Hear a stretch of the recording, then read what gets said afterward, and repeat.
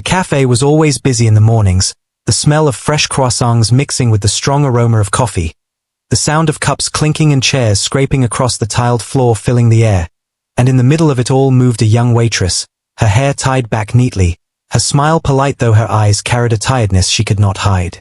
She was only in her early 20s, yet life had already pressed its weight on her shoulders, forcing her to work harder than most girls her age. Every day she woke before the sun, slipping quietly out of the small apartment she shared with her sick mother, and walked through the still dark streets of Paris to reach the cafe in time to start her long shift. The cafe was not glamorous, it was not the kind of place tourists photographed. It was a simple corner spot that served workers, students, and tired travelers who needed something hot to drink. The waitress had been working there for nearly 3 years, ever since she had to drop out of her studies when her mother's illness grew worse. She had dreamed of becoming a teacher one day, but dreams had to be set aside when bills piled up and medicine had to be bought. She never complained out loud, but inside she carried the quiet ache of someone who wanted more from life, someone who wanted a chance but had no time to chase it. Her days were long, filled with rushing between tables, balancing trays heavy with plates, remembering complicated orders shouted in French, English, sometimes even Spanish or German, since Paris was always full of visitors. She never had much time to rest, her feet often burning with pain by the afternoon. But she kept moving because she needed the money, and every extra euro meant food on the table or another visit to the doctor for her mother. The manager of the cafe was strict and often scolded her if she made even a small mistake, but she swallowed her pride and apologized, because she could not risk losing her job. The customers were not always kind. Some barely looked at her, waving their hands impatiently as if she were invisible. Others complained loudly about tiny details, making her feel as though nothing she did was good enough. She had learned to keep her voice calm, to answer politely, and to smile even when she wanted to cry. It was not easy, yet she carried herself with quiet dignity, reminding herself that kindness cost nothing and sometimes kindness was all she had to give. When her shift ended in the evenings, she did not go out with friends. She did not buy herself little treats like other girls. Instead she walked back home with tired steps, carrying a small bag of groceries for her mother. In their tiny apartment, she cooked simple meals, cleaned, and then sat by her mother's bedside, listening to her weak but gentle voice. Her mother often told her, "My dear, you are stronger than you know. One day life will reward your good heart." The waitress smiled when she heard those words, though deep down she wondered if such a day would ever truly come. She lived simply, wearing the same few dresses and polishing her shoes until they nearly wore out. On rainy days, her coat was too thin to keep her warm, but she could not afford a new one. Still, she walked to work through the rain, reminding herself that she had survived worse and that survival itself was a kind of courage. Despite all her struggles, there was a gentleness about her that people sometimes noticed. The regular customers, the old man who read his newspaper every morning, the tired bus driver who stopped by for a quick espresso, the young student who studied late at night over a cup of tea, they all felt something calm in her presence. She remembered their names, asked about their families, and always tried to brighten their day in small ways. Her kindness was not forced, it came naturally, as though she believed the world could still be softened with patience and care. But she was lonely too. She often watched the couples who visited the cafe, laughing together, or the groups of friends sharing stories, and she felt a quiet emptiness in her heart. Her world was small, limited to the cafe, the walk home, and her mother's room, yet she dreamed of traveling, of seeing the world outside her small circle. She wanted to study again, to read books not just for escape but for knowledge, but those dreams remained folded away like letters she never had the chance to send. The money she earned was never enough. Rent, medicine, food. The numbers always seemed to dance just beyond her reach, leaving her anxious each time the month ended. There were days when she skipped meals so her mother could eat more. There were nights when she lay awake, staring at the ceiling, wondering how long she could keep going like this. And yet, every morning, she rose again, tied her hair, put on her apron, and stepped into the cafe with a smile ready for strangers. People often underestimated her, thinking she was just another waitress, just another face in a busy city. They did not see the strength it took to keep showing up, the courage it took to keep giving kindness when life had given her so little in return. She carried her struggles quietly, but her heart remained open. She believed, perhaps stubbornly, that even in a hard world, helping others mattered. And so she moved through her days, unnoticed by most, yet shaping each one with quiet endurance. She did not know that soon, her path would cross with a stranger who would see more in her than a tired waitress. She did not know that a single act of kindness, one she would not even think twice about, would soon open a door she never believed existed. But for now, she was only a young woman in a cafe, serving coffee with a weary smile, carrying dreams in her heart, and holding on to hope in the middle of struggle.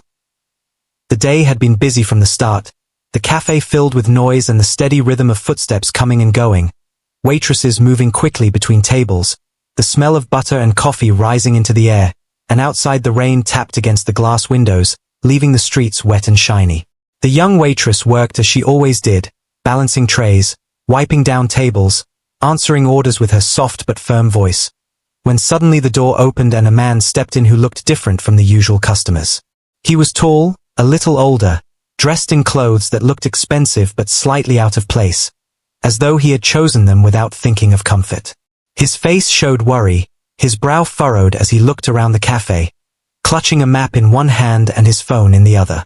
He walked to a table awkwardly, bumping into a chair, mumbling an apology in English, and sat down with a sigh. The waitress noticed him right away, not because he was rich-looking, but because he seemed lost, uncomfortable, and somehow fragile despite his confident clothes. When she came to his table with a polite smile, he struggled to explain what he wanted. He looked at the menu, shaking his head, flipping the pages back and forth, his accent thick as he tried to pronounce French words. Café, late, croissant, he asked, stumbling over the syllables. The other staff looked at him impatiently, one of them rolling her eyes and muttering under her breath that tourists never learned even a little French. But the waitress leaned forward, speaking slowly, pointing to the menu items with patience, her gentle tone calming the man. He nodded gratefully when she suggested a simple breakfast, relieved that someone understood him, but his troubles did not end there. After she brought his order, he tried to ask for directions, pulling out his map, his voice rushed and almost desperate. Train station. Louvre. I lost, he said, the words broken, his hands waving helplessly as he pointed to the lines and marks on the paper. The waitress understood at once. He was a tourist who had gotten confused by the twisting streets of Paris, and his phone battery was dying, leaving him stranded without translation apps or GPS. At first, she thought of how busy she was, of how many tables waited for her attention. But when she saw the frustration on his face, she could not just walk away. So she pulled out a pen from her apron, took the map gently from his hand, and began circling the locations he needed, drawing small arrows to guide him. She explained in simple English words she knew, her voice soft and careful. Here, café. Here, Louvre. Walk this street, then turn left. She even wrote little notes in French so that if he got lost again, he could show them to a passerby. The man's shoulders relaxed as she spoke, his face brightening with relief. He listened closely, nodding again and again, as though every small instruction she gave was a rope pulling him out of confusion. When she smiled at him and pushed the map back across the table, he placed his hand on it as if it were a treasure. Thank you so much, he said in a voice filled with gratitude. Other customers were calling for her, the manager giving her a sharp look for taking too long at one table. But the waitress didn't mind. Something about this stranger touched her heart. Maybe it was the way he looked so out of place, or maybe it was because she knew what it felt like to be lost, though in a different way. She gave him one last encouraging smile before turning back to her work. The man ate slowly, his eyes still drifting to the map, and before leaving, he tried to offer her a tip that was far too large, a folded note that could have been half a week's wages for her. She looked at it, surprised, but gently pushed it back across the table, shaking her head. No, it's okay, she said softly, her French accent coloring her English. He insisted once, but she smiled, her eyes kind yet firm, and said, kindness is free. He stared at her then, as though no one had ever spoken to him like that before, not expecting anything in return, not trying to take advantage of his money. Something in his heart shifted, though she could not see it. To her, it was just another moment in a long day of work, but to him, it was a moment that would not leave his memory. Before he left, he hesitated, looking at her as if wanting to ask more questions. He managed a small conversation, broken words and pauses, asking about her life, where she was from, if she had always worked there.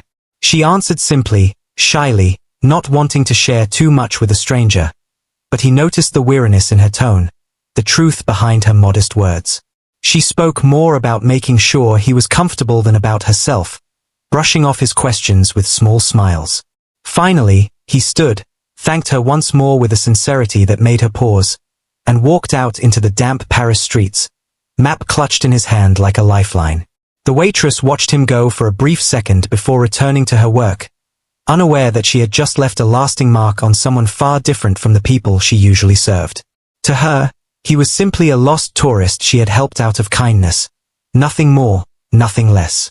But in his mind, she was something rare, a reminder that in a city of rushing crowds and endless distractions, true compassion still existed. She could not know that this simple encounter, this brief moment of patience and care, would soon return to her in a way she could never imagine. The cafe had quieted down a little after the morning rush, the air still filled with the smell of coffee and warm bread, but the clatter of cups had slowed. The young waitress took a moment to breathe, wiping her hands on her apron as she glanced across the room. Her eyes landed on the foreign tourist again, the man who had struggled with the menu, the map, and the strange rhythm of a language that was not his own. He sat with his half-finished coffee, his map folded awkwardly, looking more lost than before. Something about his uneasy posture, the way he tapped his fingers nervously on the table, made her walk back over, even though no one had called her. He looked up with relief as she approached, as if just her presence gave him a little calm. She leaned down slightly and asked softly, "You okay?" Her English was not perfect, but her voice was gentle, and the meaning was clear. He hesitated, then explained in broken sentences that he had another appointment, an important one, but could not find the right street. His phone had died completely now, leaving him stranded with only the paper map, which confused him even more. The waitress glanced around the cafe. Other staff were busy with their tables. The manager was not paying attention, and for once she allowed herself to give more time than usual to one customer. She pulled out a piece of paper and borrowed a pen from the counter, then sat down across from him just for a moment. He looked surprised that she would do that, but she smiled quickly, as if to say it was nothing. Carefully, she drew out directions in simple steps, writing them in English and then in French, so he could show someone if he forgot. She even sketched a small picture of the metro entrance he needed, so he would recognize it when he saw it. The tourist leaned forward, watching her hand move quickly, amazed at the patience she gave him. She spoke slowly, pointing at the notes she wrote. "Here, you walk 5 minutes. Here, you see big square. Then left. Yes? Left." He nodded again and again, repeating the words like a student learning a new lesson. When she was done, she folded the paper neatly and slid it across to him, her smile warm. "Now you not lost," she said with a little laugh. He looked at the paper, then back at her, and for a moment he seemed speechless.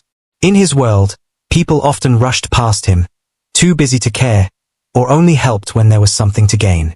But here was a young woman, clearly tired, clearly overworked, yet giving her time freely, with no thought of reward. He reached into his pocket again and pulled out money, more than enough to cover his meal and a very generous tip besides. He held it out, his eyes serious, as though this was the least he could do for the kindness she had shown. But the waitress shook her head at once. She held up her hand, pushing the bills gently back toward him. "No," she said firmly, her voice soft but unshakable. "No money. Just help." The man frowned, confused. "But why? You help me so much," he insisted, his words stumbling but his intention clear. She only smiled, her dark eyes calm. "Kindness is free," she said again, repeating the phrase she had used before. Her words lingered in the air like something heavier than they seemed. For her, It was just a simple truth, something her mother had taught her when she was a child, something she believed in deeply.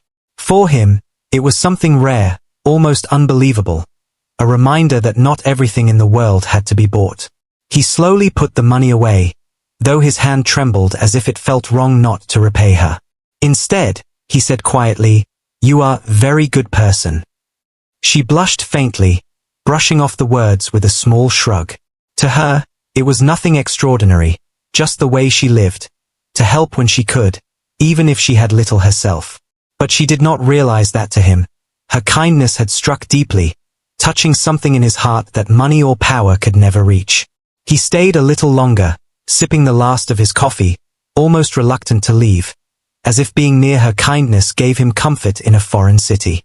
He asked her name, struggling to pronounce it correctly, and she laughed softly, correcting him with patience. They talked for a few more minutes, her English broken but warm, his French clumsy but eager.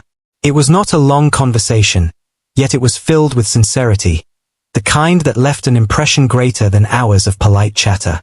When he finally stood to leave, he folded the paper she had given him carefully, slipping it into his jacket pocket as though it was something precious.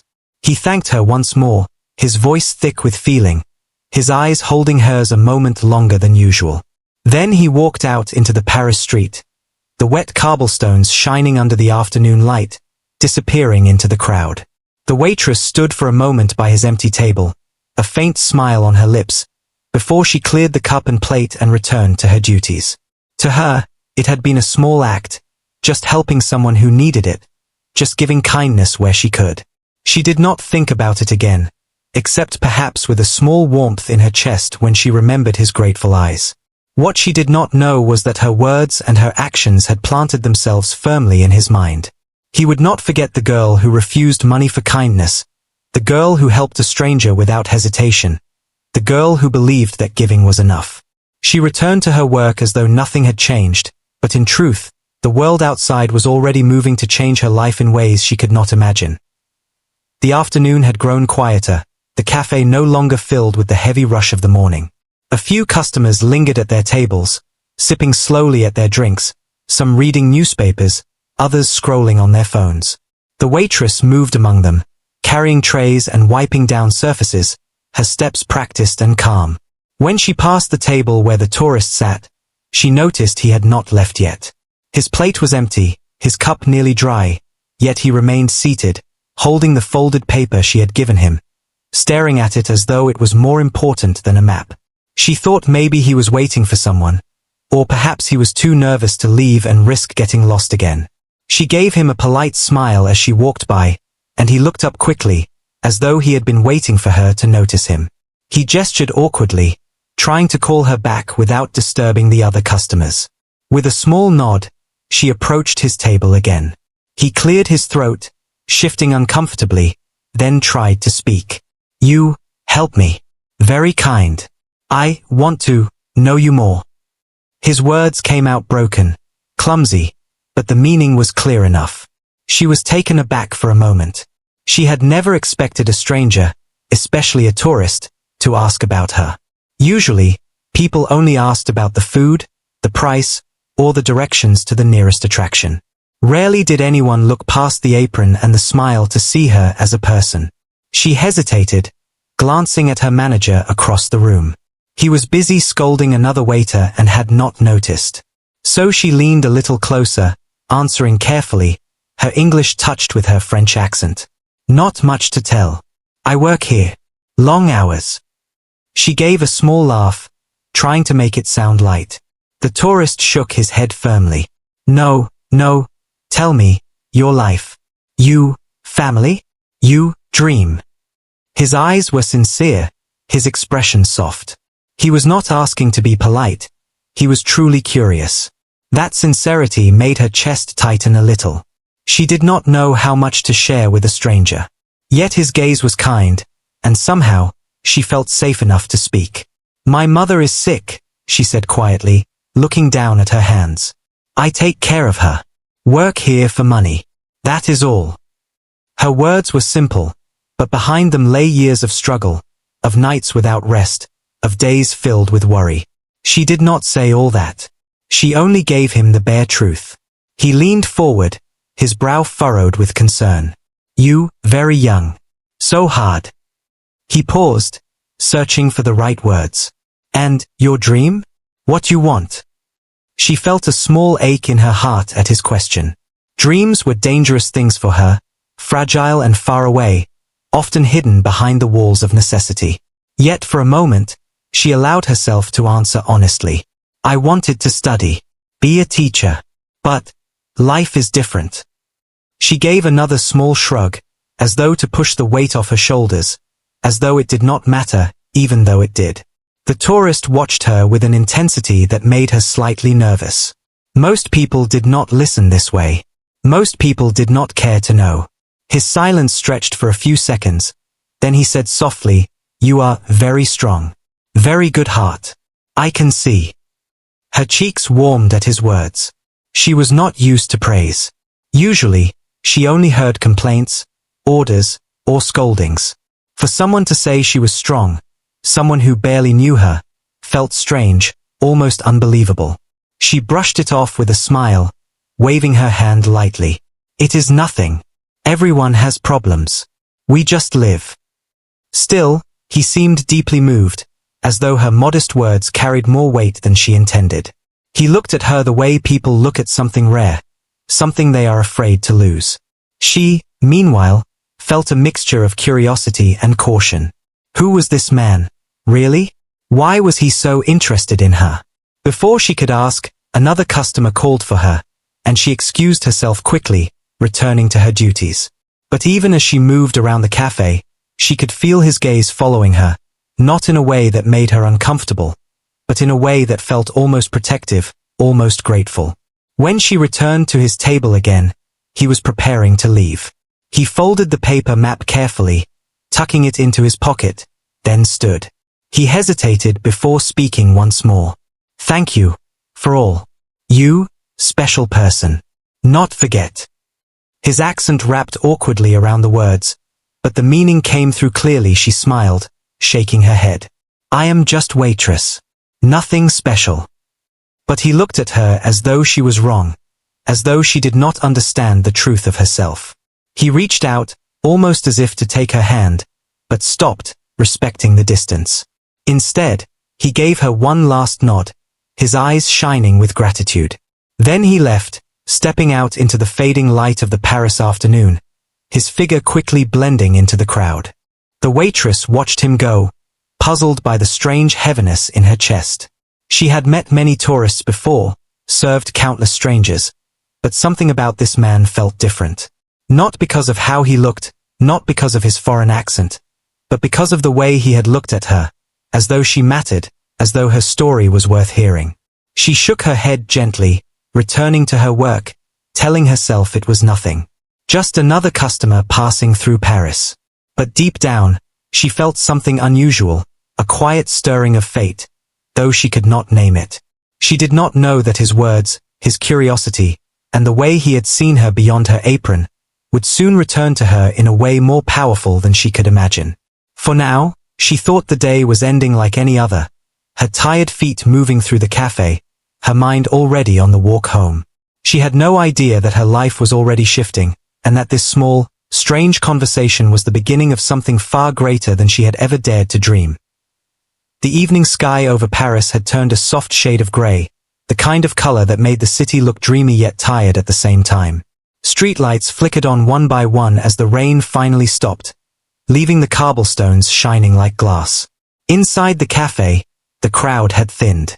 A few students were still chatting quietly, an old man read his paper slowly, and the waitress moved carefully among the last customers, clearing plates and wiping tables. Her body ached from the long day, her feet burning inside her worn shoes, but she had learned long ago to push the pain aside. She finished her final tasks, tied the chairs onto the tables at the far end, and folded her apron neatly. The cafe always smelled different in the evening, less of fresh bread, more of soap and cleaning water. She breathed out a tired sigh, ready to go home, ready to see her mother and rest for a few short hours before another long shift. She picked up her small bag, slung it over her shoulder, and walked toward the door. The streets outside were quiet, only a few cars passing, the wet ground reflecting the lights. She stepped out, tightening her thin coat around her, and started toward the familiar path that led back to her small apartment. But before she could take more than a few steps, she froze.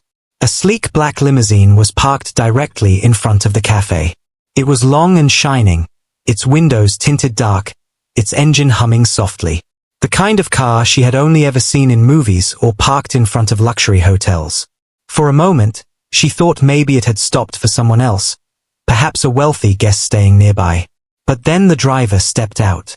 He was tall, dressed in a sharp uniform, his cap neat and polished. He looked straight at her and said her name clearly, as if he had been waiting only for her. She blinked in shock, clutching her bag tighter. "Yes," she answered uncertainly, her voice low. The driver gave a small, respectful bow. "Please, mademoiselle, come with me," he said in formal French, his tone polite but firm. Heads turned inside the cafe. A few co-workers and the manager had seen the scene through the glass, and now their faces pressed to the window, full of curiosity and surprise. It was not every day that a limousine pulled up for their waitress. Her heart pounded in her chest. She looked left, then right, as though expecting someone to laugh and tell her it was a joke. I think you are mistaken," she whispered, shaking her head. But the driver smiled faintly, calm and certain. "No mistake, mademoiselle. You are requested." He opened the car door slowly, revealing the soft glow of the interior lights, the polished leather seats waiting inside. For a long moment, she could not move. Why would anyone send such a car for her? She had no rich friends, no important family, no reason at all to be summoned in this way. Her co-workers inside were whispering now, their eyes wide, and she felt her cheeks heat with embarrassment. She wanted to run, to hide, to say it truly was a mistake. Yet something in the driver's calm certainty held her still. "Requested by who?" she asked finally, her voice trembling.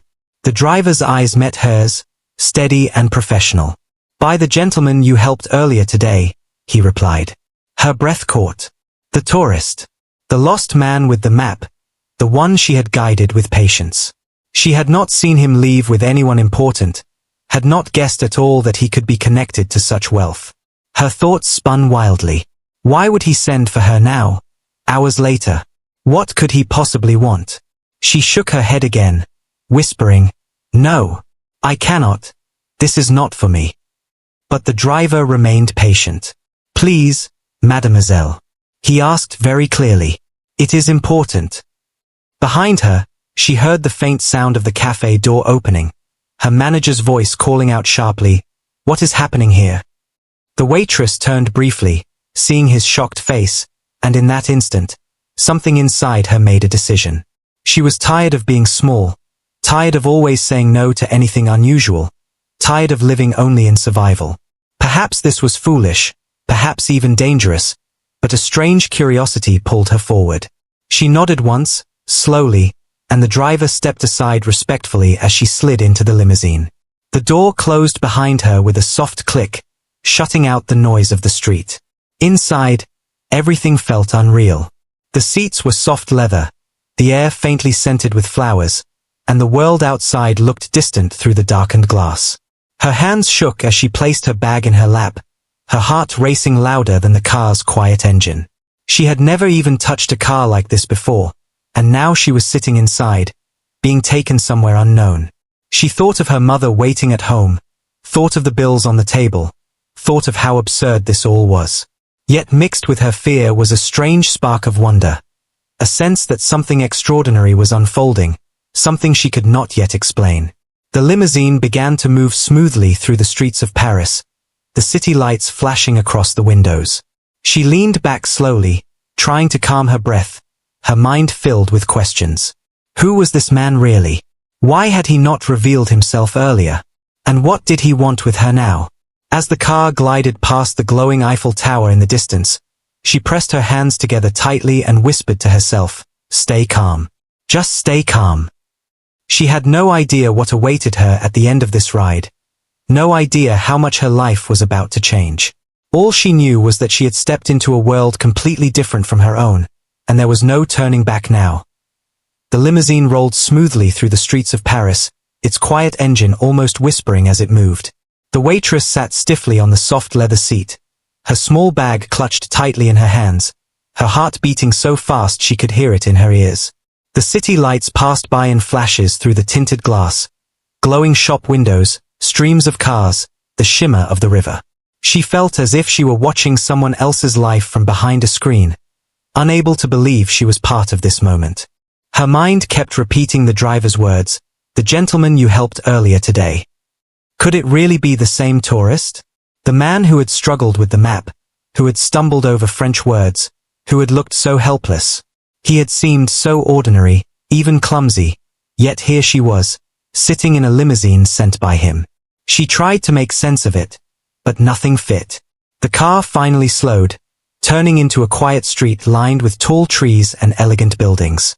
It stopped in front of a grand hotel, the kind of place she had only passed by from a distance. The doorman stepped forward immediately as though expecting them, and the driver opened her door with practiced grace.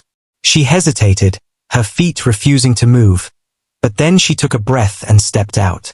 The ground felt unsteady beneath her as she followed the driver inside. The hotel lobby sparkled with light from enormous chandeliers, the floor gleamed like polished glass, and the air smelled faintly of roses. She felt completely out of place in her simple coat and tired shoes, her cheeks burning as wealthy guests in elegant clothes glanced at her curiously. The driver led her through the hall, past velvet chairs and tall mirrors, and stopped at a set of double doors. He knocked gently, then opened them. Inside, the room was large and bright, decorated with golden patterns and soft rugs. And there, standing near the window, was the man she had helped. He was dressed differently now, no longer in the simple tourist clothes, but in a perfectly cut suit that looked like it had been made for him. His posture was straight, his expression calm, and when he turned to look at her, his eyes carried a quiet power that had not been there in the cafe. She stopped in her tracks, her lips parting slightly. It was the same man, yet he seemed like someone else entirely. She whispered almost to herself, "You," her voice shook, and she clutched her bag tighter. He smiled warmly, the same grateful smile she remembered, but now mixed with confidence. "Yes, it is me," he said in slow English, his accent smoother than before, as if he no longer needed to pretend. "Please, come in." Her steps were hesitant as she entered the room. She felt the weight of the soft carpet under her worn shoes, felt the strangeness of standing in such a place. She could not keep her eyes off him. Who are you really?" she asked quietly, almost afraid of the answer. For a moment, he looked at her without speaking, as though measuring her trust. Then he said gently, "I am not just a tourist. My name is Alexandre. I am a businessman.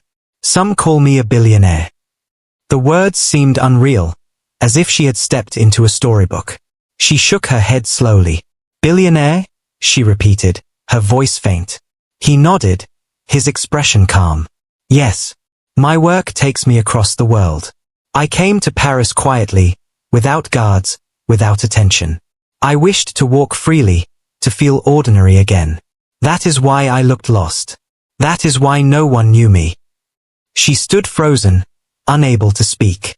The man she had thought was helpless, the man she had guided with her simple kindness, was in fact a person of great power and wealth. She remembered his nervousness in the cafe, his broken French, his clumsy map, and it seemed impossible to connect those images with the polished figure standing before her now. Finally, she managed to whisper, Why me? Why send for me?" His eyes softened. "Because of your kindness. You helped me when others turned away. You gave your time, your patience, your heart, and you refused money. No one does that with me. Most people only see my wealth, only want what I can give. But you wanted nothing." Her chest tightened at his words. She looked down, her fingers twisting together nervously. To her, it had been nothing more than an ordinary act, something her mother had always taught her, to help when you can, to give kindness freely. She never expected it to be noticed, much less rewarded. Alexandre stepped closer, though he kept a respectful distance. "I wanted to see you again. I wanted to thank you properly. You reminded me of something I had almost forgotten, that kindness exists without price. She lifted her gaze, meeting his eyes. They were steady, kind, and strangely gentle for a man of such wealth. For the first time since stepping into the limousine, she felt her fear ease just a little. But still, her mind was filled with questions, doubts, worries. She whispered, "I do not understand. I am just a waitress. Why would someone like you care?" He smiled faintly, shaking his head. "You are not just anything. You are a person with strength, with compassion. That is rare, more rare than money. And that is why I care." Her eyes stung unexpectedly, though she quickly blinked the feeling away. No one had ever spoken to her like this. No one had ever made her feel seen beyond her apron and her tired smile. The silence stretched for a moment, filled only by the distant hum of the city outside the window. Then Alexandra said softly, "Tonight, I wished you to know the truth. Tomorrow, I will tell you more. But for now, I only want you to understand that you changed my day, perhaps even my life, with your simple act of kindness." She could not find the right words to answer. She stood there, her heart trembling, her world turned upside down, wondering if this was real or if she was trapped in a dream she would soon wake from. Yet deep inside, something whispered that it was only the beginning, and that her life was about to change forever. The room was quiet after his words, the golden light from the chandelier casting soft shadows on the walls, and the young waitress stood frozen, her mind still struggling to believe what she had just heard. The man she thought was a lost tourist was standing in front of her as a billionaire, someone powerful and admired, and yet he spoke to her as if she was the most important person in the room. She gripped her bag tightly, her heart beating faster than ever. Alexandre, as he had introduced himself, studied her carefully, his eyes filled not with judgment but with warmth. He could see she was nervous, even frightened, and so he moved slowly, his voice calm. "You must be wondering why I asked you here tonight," he said gently. She nodded faintly, her lips pressed together. "Yes," she whispered. "I do not understand." He smiled, a soft smile that made him look less intimidating, almost ordinary again. "Because you reminded me of something rare. You reminded me of honesty and kindness. You gave help without asking for anything in return. Do you know how unusual that is for someone like me? Everywhere I go, people want something. They smile only because of what I can give. But you refused money. You gave me something more valuable than gold. You gave me sincerity." Her eyes lowered, shy and unsure. She had never thought of her small act as anything great. To her, it had been natural. "It was nothing," she murmured. But he shook his head firmly. "No, it was everything." He walked toward a table and picked up a folder, then placed it in front of her. She looked at it, confused, then back at him. He opened it slowly, showing her papers she could not fully understand, but she saw numbers, names, and official stamps. "I run businesses," he explained. "Many businesses. But more important to me is my foundation. It helps people, students, families, those who work hard but have little chance. I created it to make a difference. And tonight, I want to offer you something through it." Her throat tightened. "Offer me?" she asked in disbelief. He nodded. "Yes. You told me you wanted to study, to become a teacher. You left your dream because life forced you to. I can give you the chance to return to it.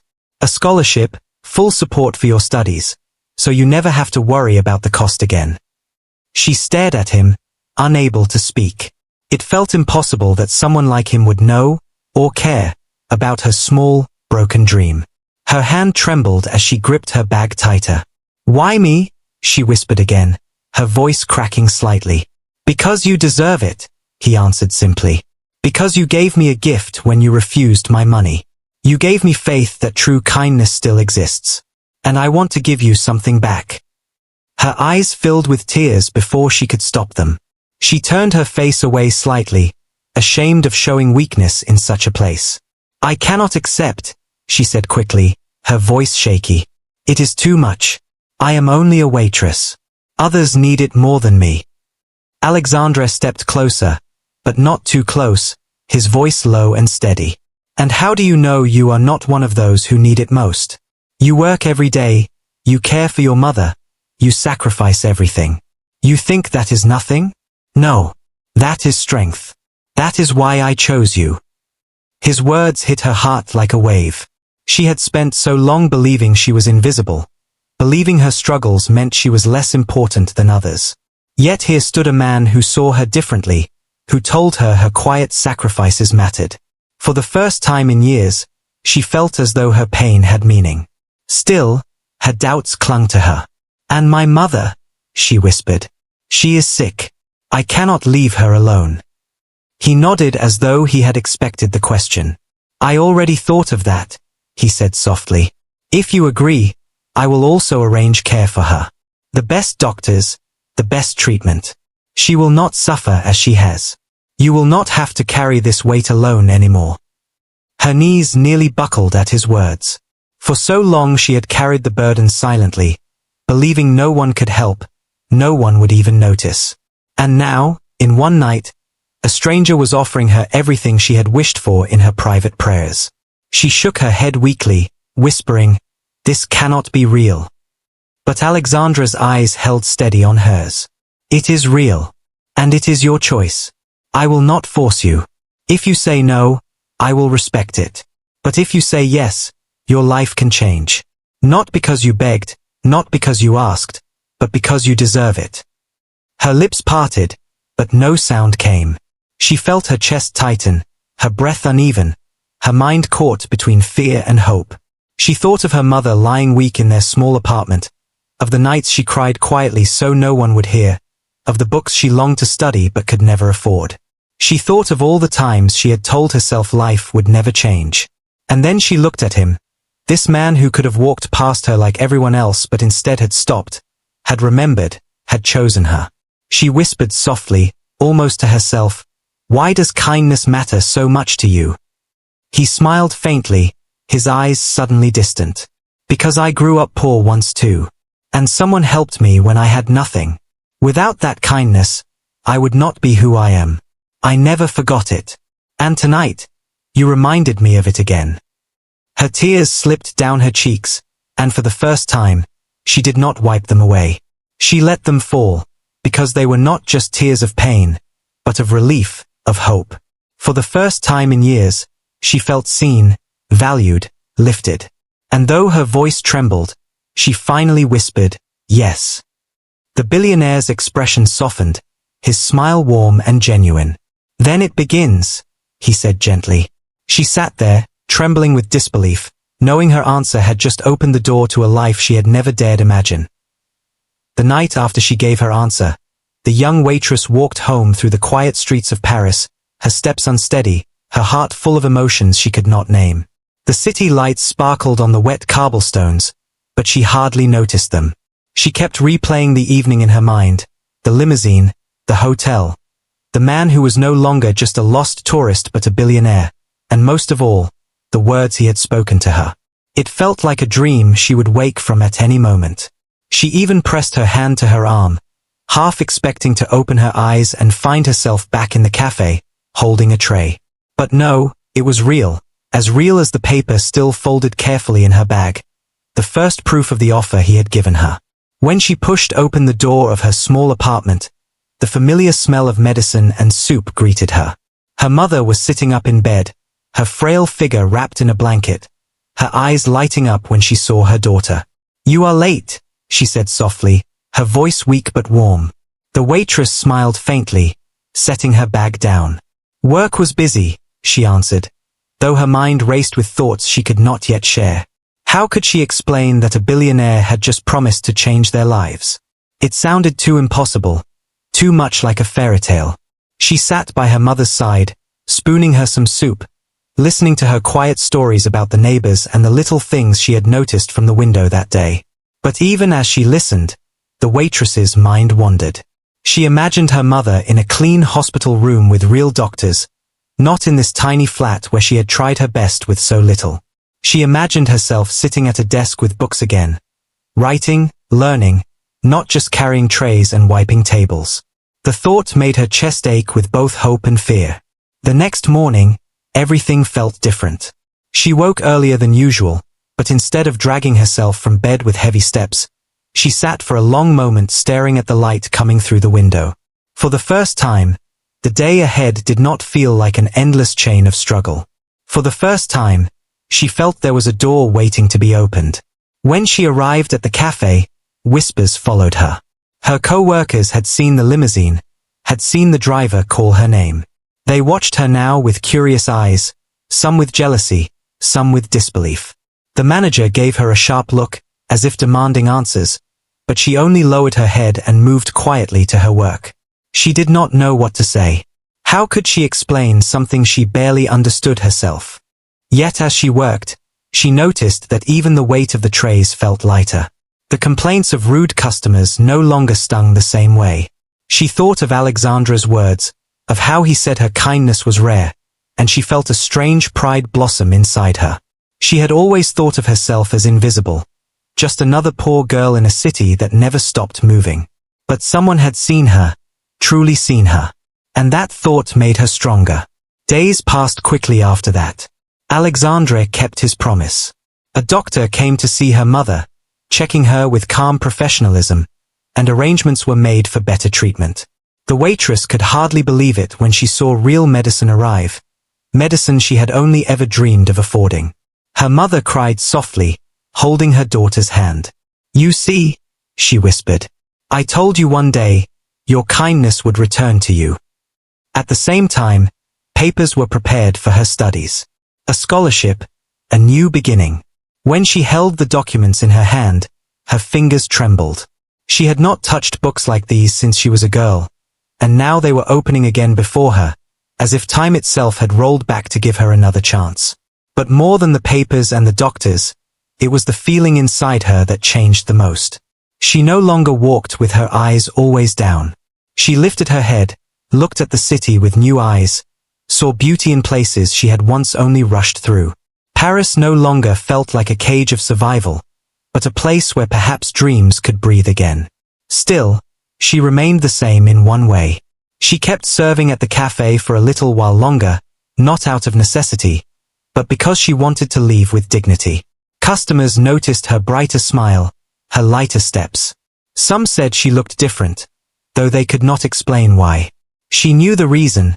Hope had finally found her. On her last day at the cafe, she walked out with her apron folded in her bag, her co-workers watching in silence. She stepped onto the street, the same street she had walked so many times, but now it felt new, as though each stone held a promise. And as if fate wanted to remind her once more, a sleek black car was waiting nearby, ready to take her toward her future. When she sat inside, she thought back to that first day, when she had seen a man lost and confused, holding a map with trembling hands. She smiled to herself, shaking her head at the memory. A simple act, a few moments of patience, had changed everything. She had not given kindness to be rewarded, but life had rewarded her anyway. As the car moved through the streets, she leaned her head against the window, watching the city blur past. She thought of her mother resting safely, of the books waiting for her, of the journey ahead. And she whispered softly, almost like a prayer, "Kindness is free, but it can change everything." Her life was no longer the same. The world had opened its doors to her, not because she was rich, not because she had power, but because she had chosen to be kind when it mattered most. And that choice had carried her from a small cafe to a life she had never dared to imagine. It was the beginning of a new chapter, one filled with hope, courage, and the reminder that even the smallest act of kindness can create miracles.